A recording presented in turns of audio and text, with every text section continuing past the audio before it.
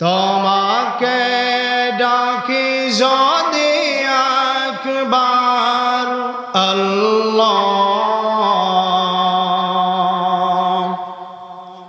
আমাকে কাছে টানো বারবার।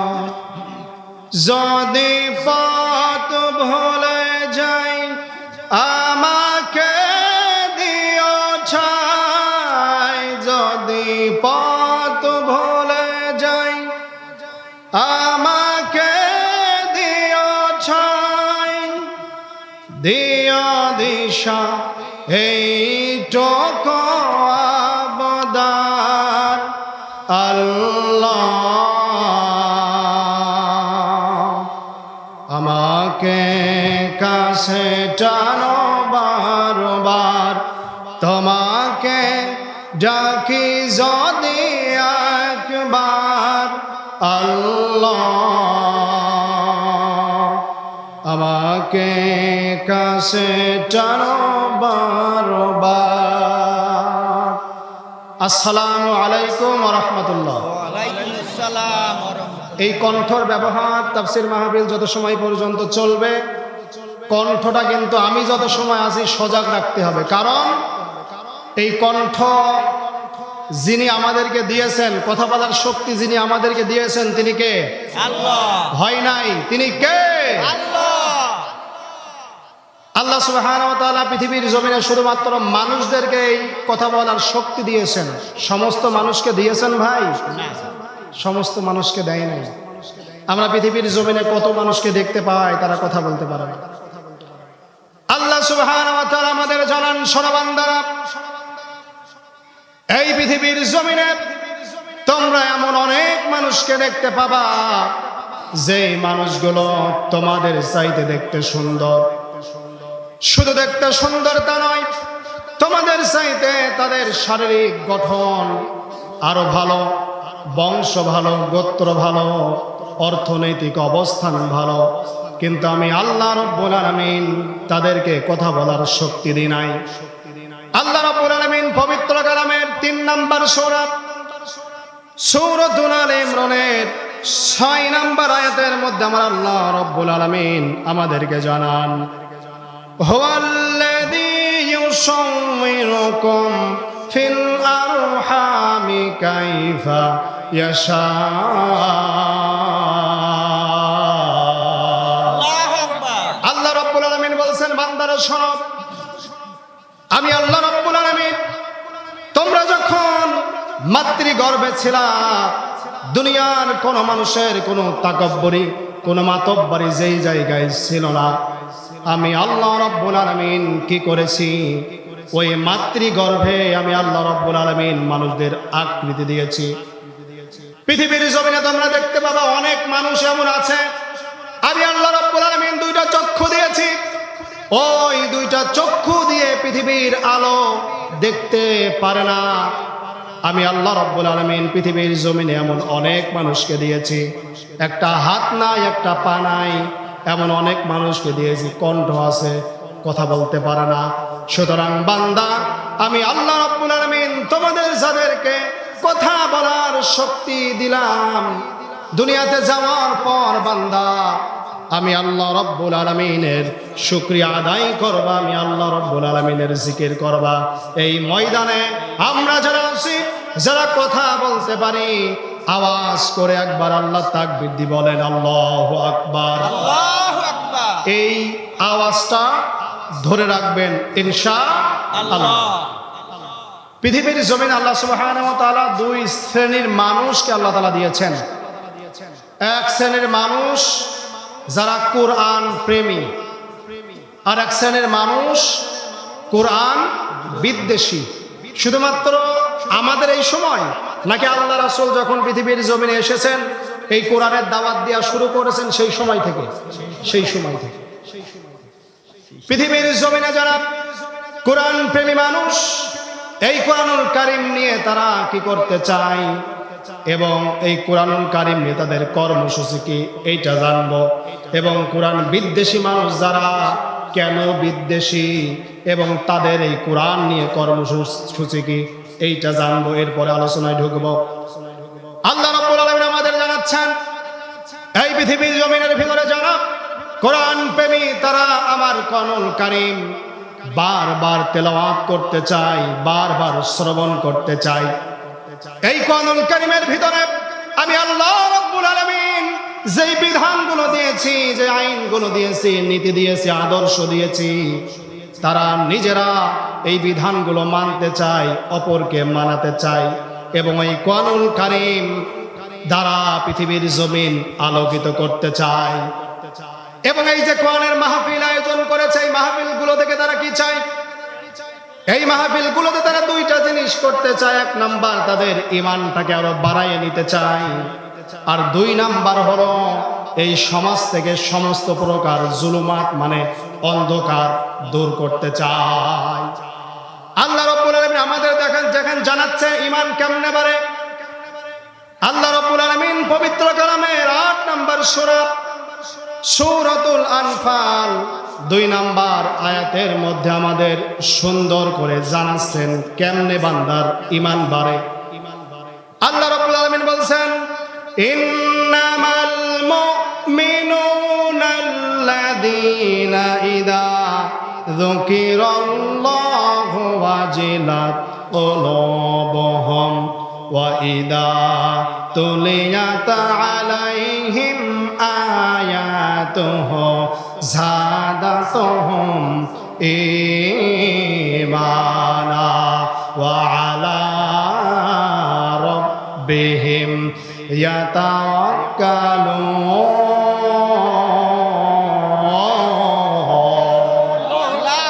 আল্লাহ রাব্বুল আলামিন দেখেন কি বলে, ইন্নামাল মুমিনুনা নিশ্চয় যারা মুমিন, আল্লাযীনা ইযা যুকিরাল্লাহ যখন তাদের সামনে আমি আল্লাহ রাব্বুল আলামিনের নামকে স্মরণ করানো হয়, ওয়াজিলাত কুলুবুহুম তখন তাদের যে কলব আছে, যে অন্তর আছে, যে রূহটা আছে, ওই রূহের ভিতরে, ওই অন্তরের ভিতরে প্রকম্পিত হয়, কম্পন তৈরি হয়, ভূমিকম্প হয়।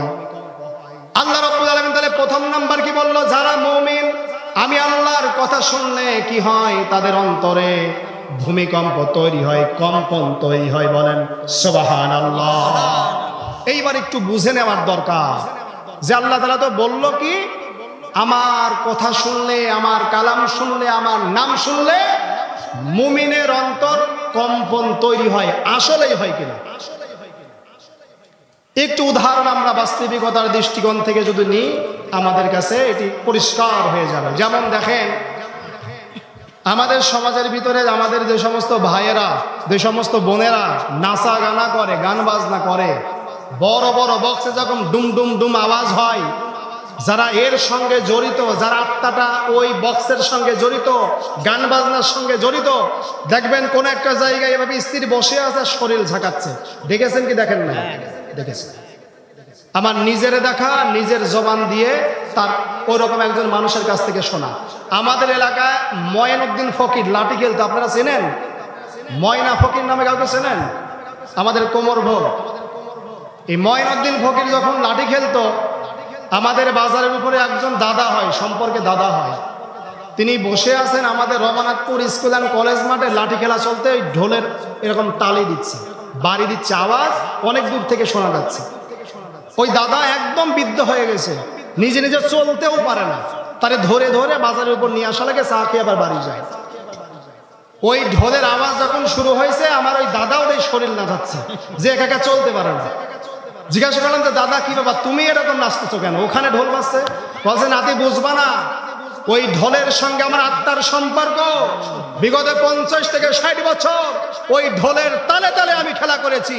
আমার শরীর যদি নাও চলে, ওই ঢোলের আওয়াজ আমার কর্ণগহরে পৌঁছালে আমার সমস্ত শরীরে জোশ উঠে যায়, আমার শরীর কেঁপে ওঠে। চিন্তা করেন, একটা ঢোলের সঙ্গে সম্পর্ক, যদি ওই আওয়াজ কর্ণগহরে পৌঁছালে তার শরীর কেঁপে ওঠে। আল্লাহ সুবহানাহু ওয়া তাআলার কালামের সঙ্গে যাদের সম্পর্ক, যারা ইন্নামাল মুমিন, যারা মুমিন, আল্লাহর নাম শুনলে তাদের কলব কেঁপে উঠতে পারে না ভাই? আল্লাহ রাব্বুল আলামিন তাহলে কি বললেন? ইন্নামাল মুমিনুনা আল্লাযীনা ইযা যুকিরাল্লাহু ওয়াজিলাত কুলুবুহুম। প্রথম নাম্বার কথা, যখন আমি আল্লাহ রাব্বুল আলামিনের নামকে স্মরণ করানো হয়, ওই সময় ইমানদার যারা, মুমিন যারা, তাদের অন্তরটা কেঁপে ওঠে। কেঁপে ওঠার কারণে কি হয়? আমি আল্লাহ রাব্বুল আলামিনের ভয় তৈরি হয়। অন্যায় কাজ করতে পারে না, ভালো কাজ করে, ভালো কাজের বাধাও দিতে পারে না। বলেন সুবহানাল্লাহ। 2 নম্বর পয়েন্ট আল্লাহ তাআলা একই আয়াতে কি বললেন?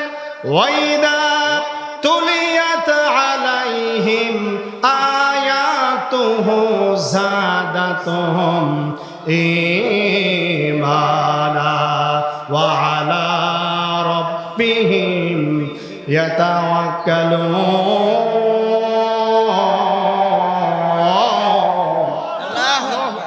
আল্লাহ রাব্বুল আলামিন বলছেন 2 নম্বরে কি হয়? যখন তাদের সামনে আমি আল্লাহ রাব্বুল আলামিনের আয়াতগুলো তেলাওয়াত করা হয়, বাণীগুলো শোনানো হয়, তখন যারা মুমিন তাদের অন্তরে ঈমান বেড়ে যায়। বলেন সুবহানাল্লাহ। ঈমান বেড়ে যায়, একটা দলিল দরকার আমাদের নাই। আমাদের বিশ্বাস হয় না যে কালাম কুরআনুল কারীম শুনলে যে ঈমান বাড়ে। মুসলমানদের ঈমান বাড়ে তো নিঃসন্দেহে, হাজার হাজার উদাহরণ।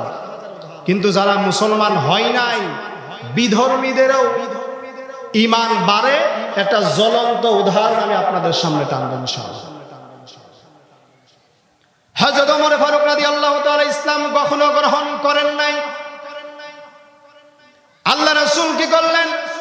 মক্কার জমিনে যখন আর টিকতে পারতেছেন না, খুব বেশি অত্যাচার কাফের মুশরিকরা মুসলমানদের করতেছে, আল্লাহ রাসূল আল্লাহ রাব্বুল আলামিনের দরবারে দোয়া করলেন, হে আল্লাহ রাব্বুল আলামিন, মক্কার জমিনের 2 জনের মধ্য থেকে আল্লাহ আপনি একজনকে ইসলামের জন্য কবুল করেন। একজন হলো হযরত ওমর, আর একজন হলো আবু জেহেল। আল্লাহ রাব্বুল আলামিন কবুল করলেন ওমরের ব্যাপারে। ওই যে আল্লাহ রাসূল দোয়া করলেন, দোয়ার একটা শক্তি আছে, একটা ধাক্কা আছে। পারমাণবিক বোমা যেরকম ধ্বংস করে দেয়, ক্ষেপণাস্ত্র যেই গতিতে ছুটে যায়, ব্যালিস্টিক ক্ষেপণাস্ত্র যেই গতিতে ছুটে যায়, আল্লাহ রাসূলের দোয়া এর চাইতে বেশি গতিতে ছুটে যায়। বলেন সুবহানাল্লাহ। আল্লাহ রাসূল দোয়া করলেন। ওই দোয়া করার পর থেকে ওমরের মুহাম্মাদের ব্যাপারে কোনো আগ্রহ ছিল না। আগ্রহ শুধু একটা বিষয় ছিল, বিদ্বেষ পোষণ করা, বিরোধিতা করা। আল্লাহ রাসূল দোয়া করার পর থেকে ওমর রাদিয়াল্লাহু তাআলা আমার নবীর ব্যাপারে খোঁজ খবর নেওয়া শুরু করলেন, যে নবী কোথায় যায়, কি বলে। গোপনে গোপনে ওমর রাদিয়াল্লাহু তাআলা খোঁজ খবর করতে থাকলেন। হঠাৎ করে একদিন আল্লাহ রাসূল বাইতুল্লাহর নিকটবর্তীতে নামাজে দাঁড়িয়ে গেছেন রাত্রে বেলা। ওমর ফারুক রাদিয়াল্লাহু তাআলা আনহু খুব গোপনে রাসূল যেখানে নামাজ আদায় করতেছেন তার একটা নিকটবর্তী জায়গায় ওমর রাদিয়াল্লাহু তাআলা যে লুকিয়ে গেলেন। আর আমার রাসূল কোরআনুল কারীম থেকে তেলাওয়াত করতেছে। রাসূলের তেলাওয়াত শুনে ওমর আরবি ভাষায় খুব পণ্ডিত ছিলেন। কোরআনুল কারীমের যেই ভাষা, ওমর রাদিয়াল্লাহু তাআলা চিন্তা করতে লাগলেন, হায় রে, এত উচ্চমানের শব্দ, এত সুন্দর ছন্দ, এমন ভাবে হৃদয়ে এসে আঘাত করে, শব্দমালার তরঙ্গ তৈরি হয়, ওর হৃদয়ে এসে আঘাত করে। আমি ওমরের হৃদয় এত কঠোর, তারপরেও আমার হৃদয়কে মোমের মতো গলিয়ে ফেলে। বলেন সুবহানাল্লাহ। ওমর চিন্তা করতে লাগলেন, না না, এইটা স্বাভাবিক কোনো কথা না, স্বাভাবিক কোনো গদ্য না, পদ্য না, কবিতা না। আর নবী মুহাম্মদ সাধারণ কোনো মানুষ না, সে হলো উচ্চ পর্যায়ের একজন কবি। আর মুহাম্মদ যা তেলাওয়াত করে তা উচ্চমানের একটা কবিতা। বলেন নাউজুবিল্লাহ। ওমর রাদিয়াল্লাহু তাআলা এটা ভাবতেছেন। আর আমার আপনার রাসূল আল্লাহ তাআলার পক্ষ থেকে ওই সময় কোরআনুল কারীমের 69 নাম্বার সূরা, সূরাতুল হাক্কর 41তম নাম্বার আয়াত তেলাওয়াত করতেছিলেন। আল্লাহ রাসূল এরকম তেলাওয়াত করতেছেন, ওয়ামা হুয়া বিকাউলি শাইরিন ক্বালিলাম মা তাযাক্কারুন।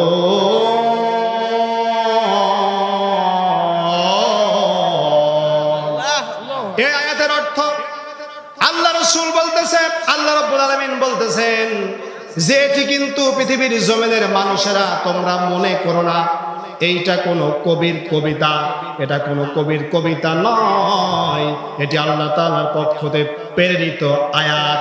এবং পৃথিবীর জমিনে কলিলাম মা তুমিনুন, তোমরা খুব অল্প সংখ্যক মানুষই তোমরা কবুল করো। বলেন সুবহানাল্লাহ। ওমর রাদিয়াল্লাহু তাআলা অবাক হয়ে গেলেন, কি ব্যাপার? আমি তো খুব গোপনে এসেছি, নবী মুহাম্মাদের তো আমার দেখার কথা না। আচ্ছা বুঝলাম কোনোভাবে আমাকে দেখে ফেলেছে, আমি অন্তর দিয়ে কি ভাবতেছি এইটা মুহাম্মদ কেমনে জানলো?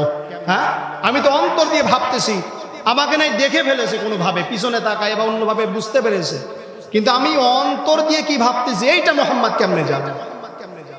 ওই সময় ওমর রাদিয়াল্লাহু তাআলা বলতেছে, ভাবতেছে, আরে এ তো কবি না, কবি হলে তো মনের কথা জানার কথা না। আমার কাছে এখন মনে হচ্ছে নবী মুহাম্মদ হলো উচ্চ পর্যায়ের একটা গণক, এমন উচ্চ পর্যায়ের গণক যেই গণক গণনা করে মানুষের মনের ভিতরে কি ঘটতেছে কি চলতেছে সব কিছু বুঝতে পারে। এই চিন্তা যখন করতেছে, আল্লাহ রাব্বুল আলামিনের ইচ্ছায় পরবর্তী আয়াত সূরাতুল হাক্কার 42তম নাম্বার আয়াত আমার আপনার রাসূল তেলাওয়াত করলেন। আল্লাহ রাব্বুল আলামিন আমাদের জানাচ্ছেন, ওয়ালা বিকাউলি কাহিন কলিলাম মা তাযাক্কারুন।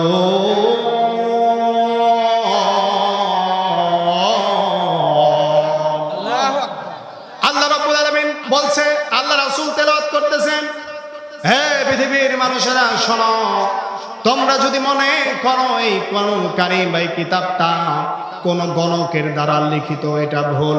এটি আমি আল্লাহ রাব্বুল আলামিনের পক্ষ থেকে নাজিলকৃত। কিন্তু তোমরা পৃথিবীর জমিনে খুব অল্প সংখ্যক মানুষই উপদেশ গ্রহণ করো। বলেন সুবহানাল্লাহ। জবান ছেড়ে বলেন সুবহানাল্লাহ। ওমর রাদিয়াল্লাহু তাআলা এবার বলে, আচ্ছা বুঝলাম, এটি কবির কবিতা নয়, গণকের গণনা নয়, তাহলে এটা কি? কি এমন কিতাব যেই কিতাব থেকে আলোচনা করলে শব্দমালার তরঙ্গ তৈরি হয়ে হৃদয়ের ভিতরে যে আঘাত করে, আস্তে আঘাত করে না। আমি ওমরের মন এত কঠোর, সেই ওমরের মন পর্যন্ত মোমের মতো গোলায় ফেলে, তাহলে এটা কি? আল্লাহ রাসূল ওই সময় তেলাওয়াত করলেন, তানজিলুম মির রাব্বিল আলামিন। ওই সময় তেলাওয়াত করলেন, তার অর্থ হলো তানজিলুম, এটি নাজিল করেছেন মির রাব্বিল আলামিন। এই পৃথিবীর জমিনের শুধু নয়, আসমান এবং জমিনের ভিতরের সব কিছুর মালিক যিনি আমাদের সৃষ্টিকর্তা, তোমার সৃষ্টিকর্তা, সেই আল্লাহ রাব্বুল আলামিন এই কিতাব নাজিল করেছে। বলেন সুবহানাল্লাহ। তাহলে ওমরের মনে সূরাতুল হাক্কা দিয়ে বড় আকারের একটা ধাক্কা আল্লাহ রাব্বুল আলামিন দিয়ে দিলেন। ওমরের মনে কিছুটা ঈমান বিশ্বাস ফিরে আসে। একদম ছোট্ট করে বলবো, অনেক আলোচনা রয়েছে, ছোট্ট করে বলি, এরপরে আপনারা সবাই জানেন ওমরের পিছনে শয়তান তো লেগেই আছে। আল্লাহ রাসূলকে হত্যা করতে চাইলো, এরপরে নানান ঘটনা দিয়ে একজন রাখালের সঙ্গে দেখা হলো, বলল তোমার বোন এবং তোমার ভগ্নিপতি ইসলাম গ্রহণ করেছে, তাকে আগে হত্যা করো, এরপরে মুহাম্মদকে করো। দেখেন কোরআনুল কারীম কিভাবে ঈমান আনয়ন করাইছে।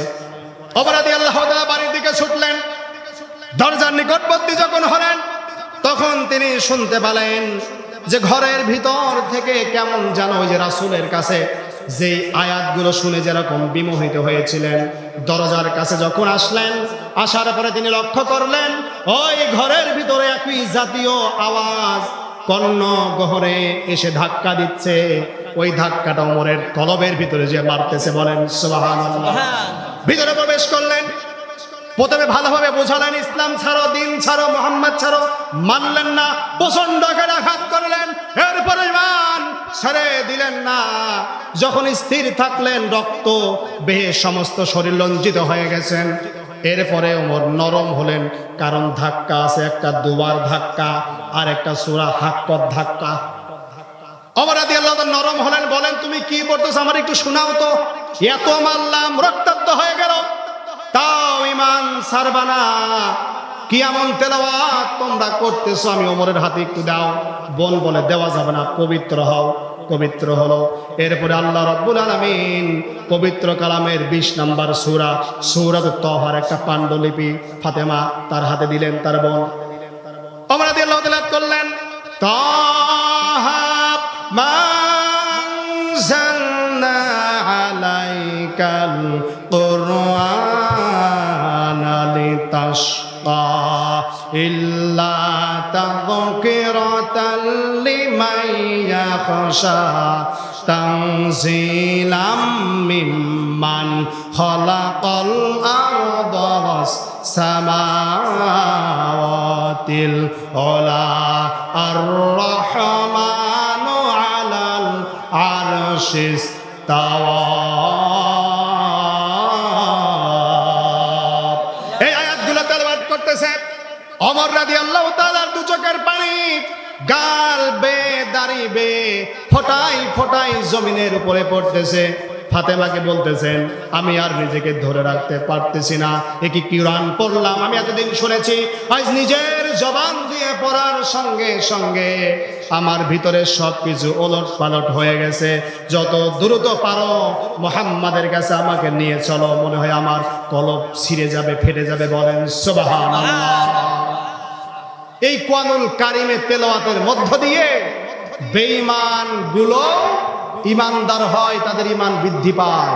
আর আমরা কি করি, কোন ভাবে কিভাবে কোরআনুল কারীমের বিপক্ষে নিজেদের অবস্থান করানো যায়, সেই চিন্তায় সেই চেষ্টায় আমরা সব সময় মশগুল থাকি। তাহলে কোরআনের পক্ষে থাকলে ভাই ইমান ওয়ালা না ইমান হারা?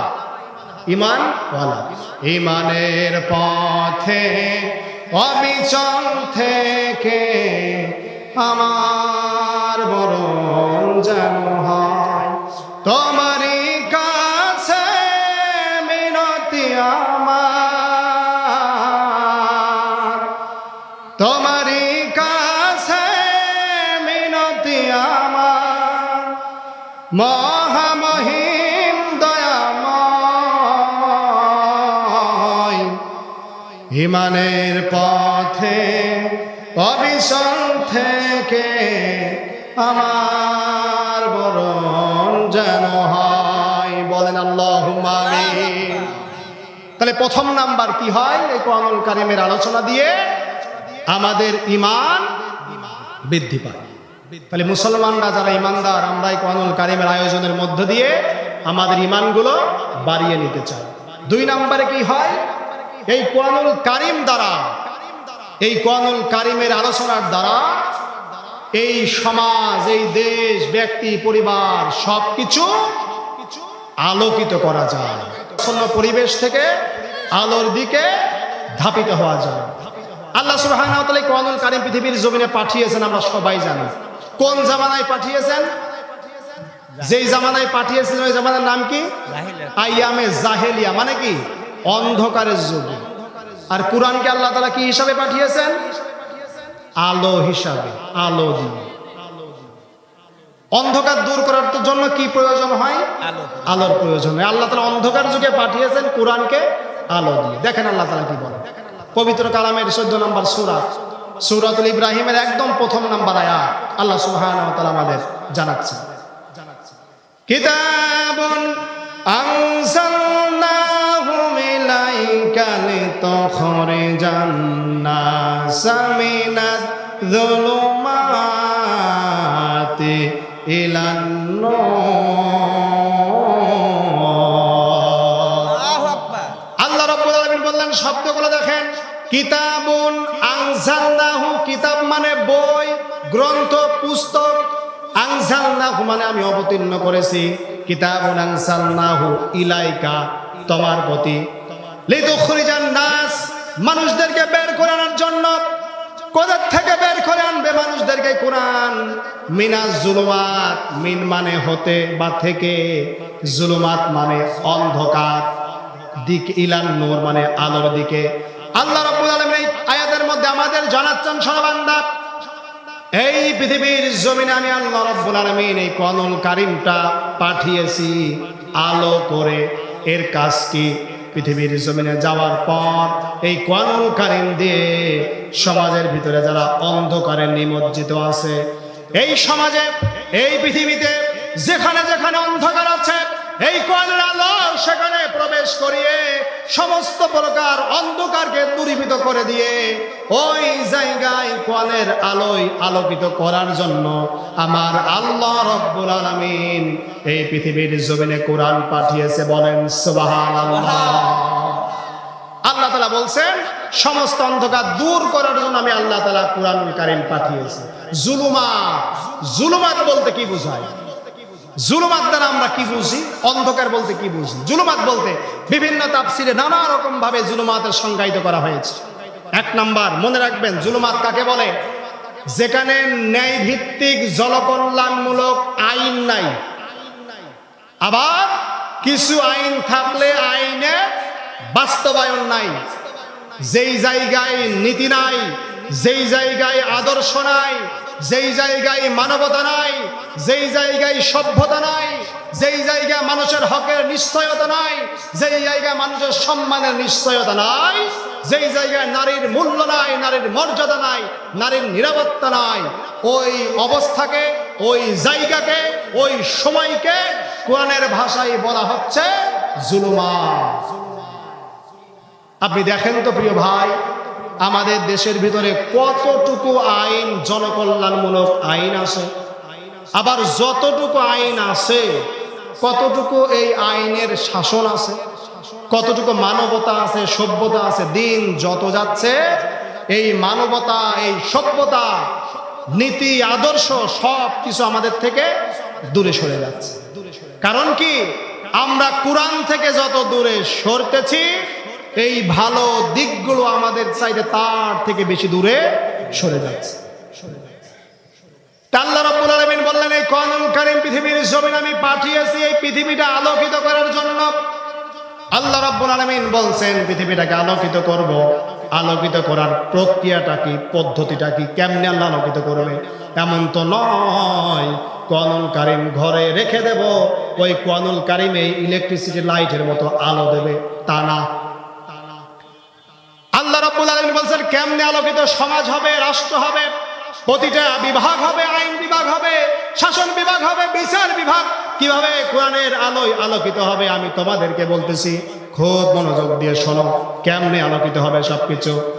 আল্লাহ রাব্বুল আলামিন আমাদের জানাচ্ছেন পবিত্র কালামের 42 নাম্বার সূরা, সূরাতুশ শূরা 52তম নাম্বার আয়াতের মধ্যে আমার আল্লাহ রাব্বুল আলামিন আমাদের জানাচ্ছেন, আল্লাহ তাআলা বলেন ওয়ালাকিন জাআলনাহু নূরান নাহদি বিহি মান নাশাউ মিন ইবাদিনা। আল্লাহু আকবার। আল্লাহ রাব্বুল আলামিন বলেন আলোকিত করার পদ্ধতি বা প্রক্রিয়া হলো এমন, আমি আল্লাহ রাব্বুল আলামিন সর্বপ্রথম পৃথিবীর জমিনের কিছু মানুষকে আমি পছন্দ করব, নিজ থেকে পছন্দ করে আমি আল্লাহ রাব্বুল আলামিনের এই কোরআন দ্বারা ওই বান্দাগুলোকে আলোকিত করে দেব। বলেন সুবহানাল্লাহ। এমন ভাবে ওই বান্দাগুলোকে আলোকিত করব, যেইভাবে আলোকিত করলে দুনিয়ার কোন পিছুটান আমার ওই বান্দাদেরকে আমি আল্লাহ রাব্বুল আলামিনের রাস্তা থেকে সরাইতে পারবে না। কোন ভয় ভীতি রক্তচক্ষুকে ওই বান্দাগুলোকে টলাতে পারবে না। জীবনের মায়া করবে না, পরিবারের মায়া করবে না। আমার দিনকে জমিনে প্রতিষ্ঠিত করতে হলে যদি প্রয়োজন হয় তার জীবন দেবে, তার শরীরে তাজা রক্ত জমিনে ঢেলে দেবে, তাও বাতিলের কাছে মাথা নত করবে না। ঠিক কিনা বলে? আল্লাহ রাসূলের একজন সাহাবী দেখেন আল্লাহ তাআলা অন্ধকারাচ্ছন্ন মানুষদেরকে এই কোরআন দ্বারা কেমন ভাবে আলোকিত করেছিলেন। কিয়ামত পর্যন্ত এই দৃষ্টান্তগুলো আমরা শুনবো আর ভাববো আর চিন্তা করব। তারাও আলোকিত হয়েছিল এই কোরআন দ্বারাই। সেই একই কোরআন আছে, আমরা কতটুকু আলোকিত হলাম। আল্লাহ রাসূলের একজন সাহাবীর নাম হযরত খুবাইব রাদিয়াল্লাহু তাআলা আনহু। ঘটনাগুলো খুব সংক্ষেপে বলতে হবে। কাফেরদের কাছে গ্রেফতার হলেন। গ্রেফতার হওয়ার পরে কাফেররা তারা কি করলো, একটা বদ্ধ ঘরের ভিতরে আবদ্ধ করে রাখলো। খানা নাই, পানি নাই, অনেক লম্বা ঘটনা। আল্লাহ রাব্বুল আলামিন কি করলেন, আসমান থেকে জান্নাত থেকে ফল ফুল নিয়ে এসে আল্লাহ রাসূলের এই সাহাবীকে খাওয়াইতে লাগলেন। আর কাফের মুশরিকরা চিন্তায় পড়ে গেল, একজন মানুষকে এতদিন না খাওয়ায় রাখলে তো বেঁচে থাকার কথা না, বেঁচে আছে কেমনে? দেখেন আল্লাহ রাব্বুল আলামিনের জন্য পৃথিবীর জমিনে যে আল্লাহ তাআলার হয়ে যায়, আল্লাহ রাব্বুল আলামিন বলছেন সমগ্র পৃথিবী আমি আল্লাহ রাব্বুল আলামিন তার পায়ের নিকটে এসে ফেলি। বলেন সুবহানাল্লাহ। খবাব রাদিয়াল্লাহু তাআলা বেঁচে আছে।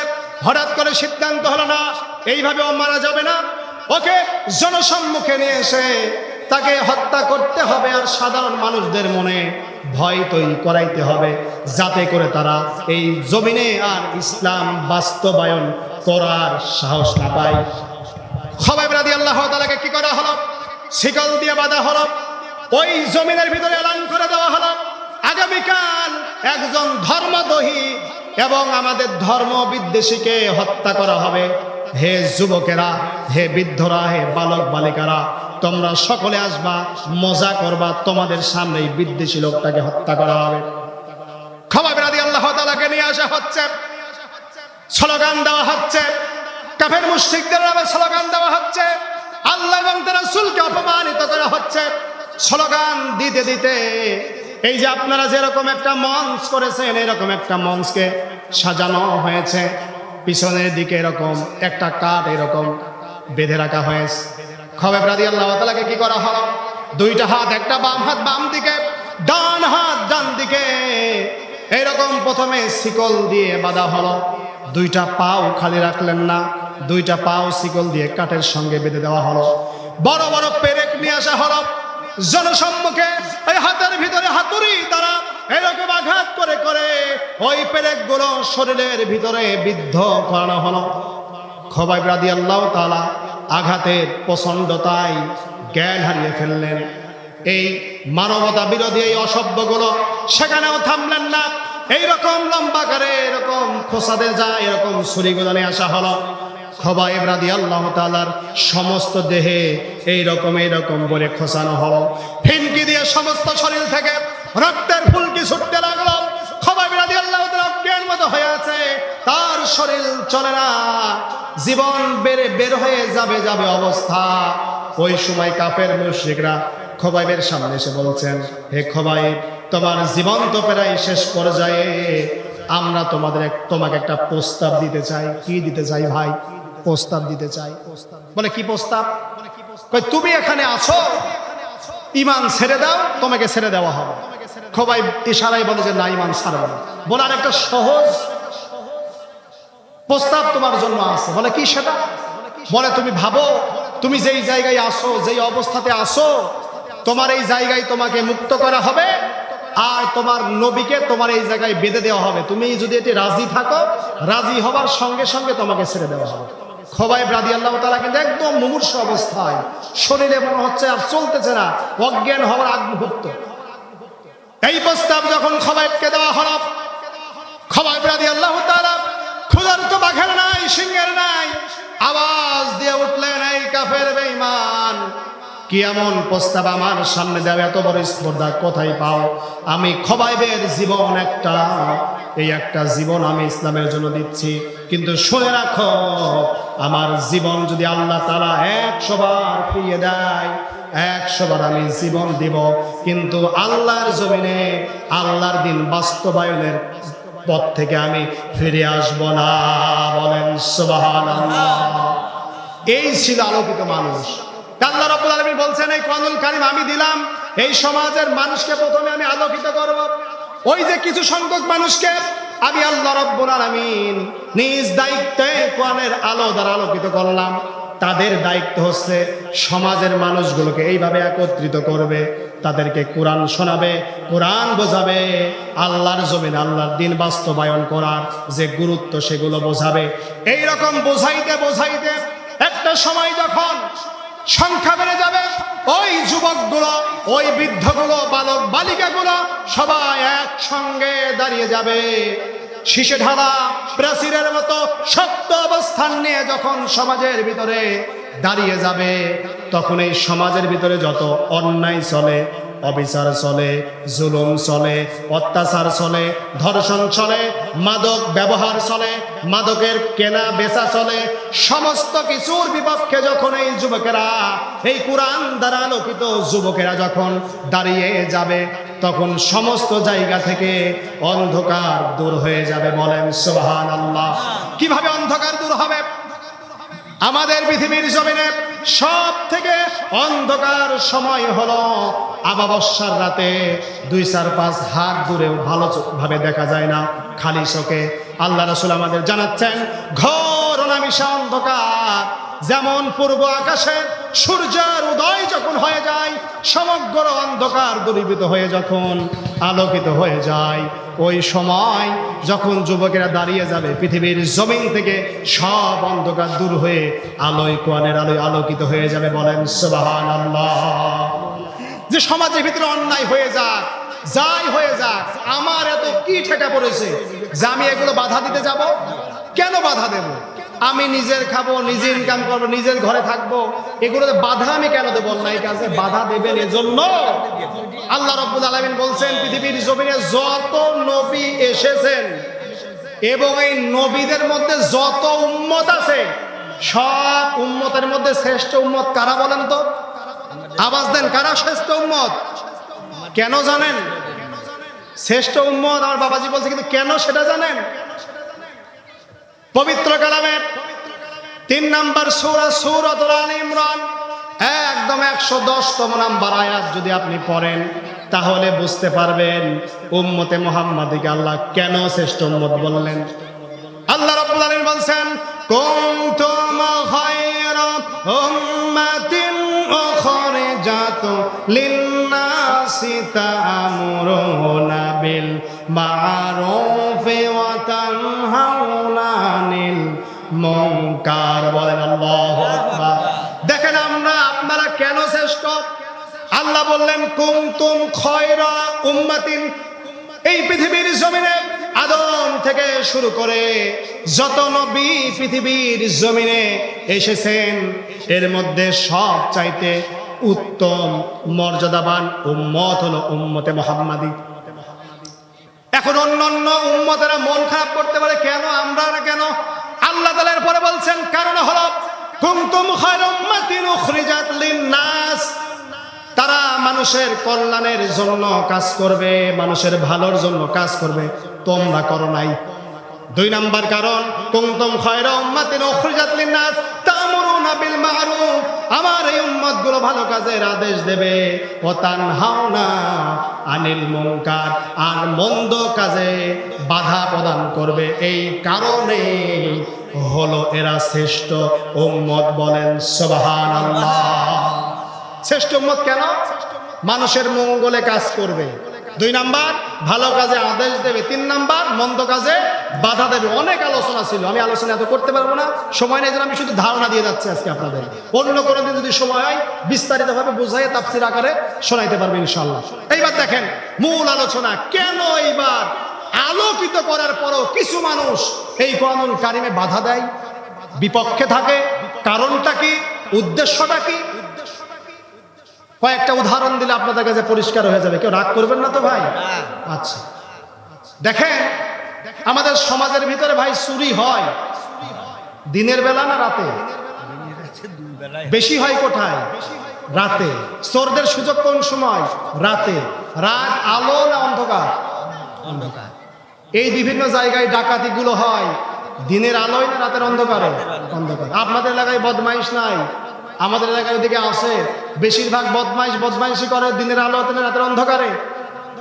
তাহলে এটুকু তো বুঝলেন যে যত অন্যায়, অবিচার, চুরি, ডাকাতি, ধর্ষণ, অপরের হক নষ্ট করা, জোর জবরদস্তি করা, যাই কিছু করা হয়, আলোতে এগুলো চলে না। এগুলো চলে কোথায়? জবান ছেড়ে দিয়ে বলেন, এগুলো কখন চলে? অন্ধকারে চলে। আর কুরআন পৃথিবীর জমিনে এসেছে আলো করতে। ওই চোরগুলা, ডাকাতগুলা, বদমাইশগুলা, ইসলাম বিদ্বেষীগুলা জানে এই কুরআন দ্বারা যদি এই সমাজ পরিচালিত হয়, এই সমাজে চুরি করা যাবে না, ঠিক কিনা বলে? এই সমাজে ডাকাতি করা যাবে না, এই সমাজে অপরের হক নষ্ট করা যাবে না। এই কারণেই তারা কোরআনের মাহফিলগুলোতে বাধা প্রদান করে। যে ব্যক্তি যদি আলোকিত হয়ে যায়, সমাজ যদি আলোকিত হয়ে যায়, রাষ্ট্রও যদি আলোকিত হয়ে যায়, চুরি, ছেঁচড়ামো, ডাকাতি, ধর্ষণ, অপসংস্কৃতির যত কার্যকলাপগুলো আছে, মদের ব্যবসা, ইয়াবার ব্যবসা, ফেন্সিডিলের ব্যবসা, সব বন্ধ হয়ে যাবে। তো কোরআনের মাহফিলে বাধা না দিয়ে উপায় আছে ভাই? এজন্যই তারা কোরআনুল মাহফিলে বাধা প্রদান করে। আমার আল্লাহ তাআলা কোরআনের মাহফিলে বাধা প্রদান করে, আল্লাহ রাব্বুল আলামিন আমাদের জানাচ্ছেন দেখেন। শুধুমাত্র এখন বাধা দেয় তা নয়, আল্লাহ রাসূলের উপরে যখন কোরআনুল কারীম নাজিল হওয়া শুরু করলেন, নাজিল হওয়ার পর আবু জেহেল দেখলেন যেই মানুষটাই ওই মুহাম্মাদের কাছে যে কোরআন শোনার মতো আওলায় যায়, ওই যে বললাম ওমর কি বলেছে, আমার মতো কঠিন হৃদয় কেউ মোমের মতো গলায় ফেলে কি কিতাব। যেই মুহাম্মাদের কাছে যায়, কোরআন তেলাওয়াত শুনে ওর মাথা আওলায় যায়, ধর্ম থেকে বের ইসলাম গ্রহণ করে, বলেন সুবহানাল্লাহ। হচ্ছে না জবান ছেড়ে একবার বলেন সুবহানাল্লাহ। এইবার দেখেন, এইবার আবু জেহেল বললাম দারুন নাদওয়া মানে ওই সময়ের জাতীয় সংসদের অধিবেশন ডাকলো, ডাকার পরে বলল শোনো, এই সমাজের ভিতরে সব চলতে পারবে, কোরআন চলতে পারবে না।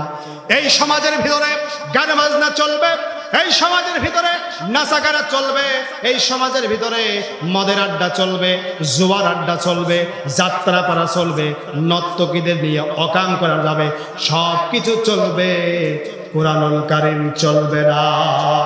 সব কিছু চলবে, শুধু তা নয়, বরং কি করা হবে, এই দারুন নাদওয়া থেকে তাদের নিরাপত্তার বিধান করা হবে, বলেন ঠিক কিনা?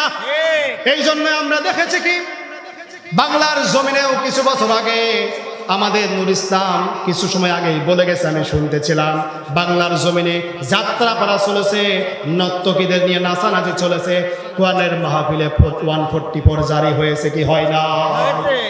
আল্লাহ রাব্বুল আলামিন জানাচ্ছেন যে আবু জেহেল কি বলেছিল, পবিত্র কালামের 41 নম্বর সূরা সূরাতুল হামিম সাজদা 26তম নম্বর আয়াতের মধ্যে আমার আল্লাহ রাব্বুল আলামিন বলছেন, وقال الذين كفروا لا تسمعوا لهذا القرآن والغوا فيه لعلكم تغلبون।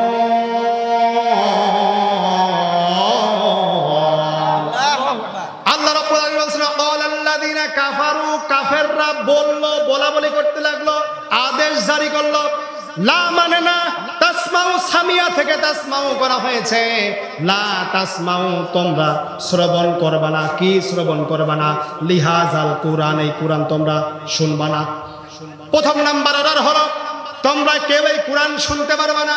ওয়াকাল আল্লাযীনা কাফারু লা তাসমাউ লিহাযাল কোরআন ওয়ালগাউ ফীহি লাআল্লাকুম তাগলিবুন। এরপরে আবু জেহেল বলল, কোরআন তো তোমরা শ্রবণ করবাই না, বরঞ্চ কি করবা, যেই জায়গায় তোমরা এই কোরআনের আয়োজনগুলো দেখবা, একদম কোরআনের আয়াত আল্লাহ তাআলা জানাচ্ছেন, তারা বলল যেই জায়গায় এই কোরআনের আয়োজন দেখবা, সেই জায়গায় তোমরা বাধা দিবা, হট্টগোল তৈরি করবা, বলেন ঠিক কিনা? হট্টগোল তৈরি করবা কেন? কারণ কি? জনগণ জিজ্ঞালো, হে নেতা, হট্টগোল তৈরি করবো বুঝলাম, কেন করবো, লাভ কি, প্রয়োজনীয়তাটা কি, শুধু শুধু গ্যাঞ্জাম ফেসাদ করবো কেন? আবু জেহেল বলল,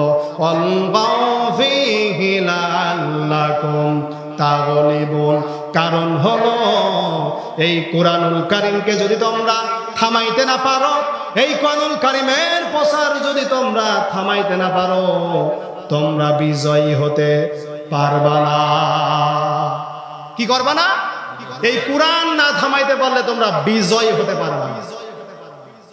আবু জেহেল বলল, এই কোরআনুল কারীম যারা প্রচার করে, এই কোরআনুল কারীম দিয়ে যারা দিন প্রতিষ্ঠা করতে চায়, তোমরা শুনে রাখো হে আমার অনুসারীরা, একবার যদি এই ক্ষমতা তাদের হাতে চলে যায়, তারা যেইভাবে সার্ভিস মানুষদেরকে দেবে, জীবনেও তোমরা ওই ক্ষমতার ধারে কাছে আসতে পারবে না। কারণ হলে না চুরি করবে না, ডাকাতি করবে না, এরা কোনো কিছুর জন্য মানুষের কাছে টাকা দিবে না, কোনো অন্যায় সমাজের মধ্যে চলতে দেবে না। সাধারণ মানুষগুলো যারা আছে এই কোরআনওয়ালাদের প্রতি ভালোবাসা বেড়ে যাবে। তোমাদের হাতে জীবনেও আর ক্ষমতা দেবে না, কোনদিন আর ক্ষমতা দেবে না। এই যে কি যাবে, নেতাগিরি চলে যাবে, রাজত্ব চলে যাবে। এই কারণেই তারা কি করে, এই কোরআনে বাধা প্রদান করে। এইবার দেখেন যারা বাধা দেবে, আল্লাহ তাদের কত সুন্দর পুরস্কারের ব্যবস্থা রেখেছেন। আল্লাহ প্রত্যেক কাজের জন্য পুরস্কার করবেন না ভাই, পুরস্কার দিবেন না ভাই, ভালো কাজেও দেবে, মন্দ কাজেও দেবে। এই যে যারা বাধা দিচ্ছে এদের পুরস্কার কি দেখেন, আল্লাহ রাব্বুল আলামিন আমাদের জানিয়েছেন পবিত্র কালামের 43 নম্বর সূরা, সূরাতুজ যুখরুফ 36তম নম্বর আয়াত। আল্লাহ তাআলা বলছেন এই জাতীয় মানুষদের আমি পুরস্কৃত করব। কেমন পুরস্কার? আল্লাহ তাআলা বলছেন আমাইয়াশু আন যিকরির রহমানি নুকাইয়িদ লাহু শাইতানান ফাহুয়া লাহু কারীন।